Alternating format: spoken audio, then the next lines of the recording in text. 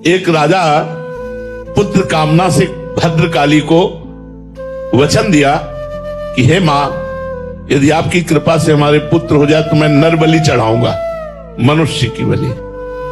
पुत्र हो गया। एक आदमी वो पकड़ के लाए, दस्यु थे वो लोग, तो चोर थे, हिंसक थे। अब वो आदमी समझ नहीं पाया मुझे क्यों पकड़ के लाए।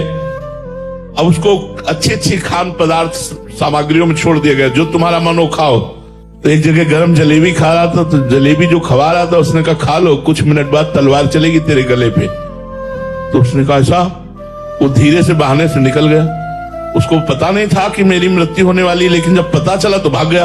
जब वो भाग गया तो जो लोग पकड़ के लाए थे उन लोगों ने कहा अगर ये राजा को सूचना देते हैं तो हमारी बलि चढ़ा देगा, तो खोजा जाए कोई नर पशु ऐसा जो बलि के योग्य हो। महाराज ये ब्रह्माकार बैठे हुए थे, जड़ भरत जी भगवान में निरंतर चिंतन और स्वस्थ शरीर, इन्हीं को पकड़ लिया, ले गए, स्नान कराया, सुंदर पूजन किया, खीर पुआ माल सब अच्छे अच्छे पवाए, और भद्रकाली के सामने जाकर ऐसे सर झुकाकर जे ही तलवार उठाई तो फट गई भद्रकाली की मूर्ति, और स्वयं भद्रकाली प्रकट होकर वही तलवार लेकर अपने सेवकों की गर्दनें उड़ा दी।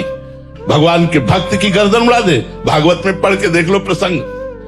अपने ही पुजारियों की गर्दनें उड़ा दी देवी जी ने, और भरत जी उठे चल दिए।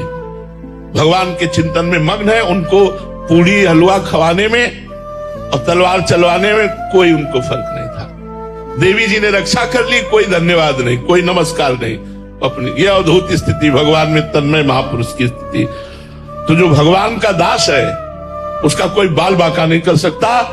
भगवान देवी रूप में है, स्वयं प्रकट होकर के, और अपने पुजारियों की गर्दनें उड़ा दी, लेकिन भरत जी के खरोच भी नहीं आने दी। भागवत में प्रसंग पढ़ लो, भरत चरित्र में।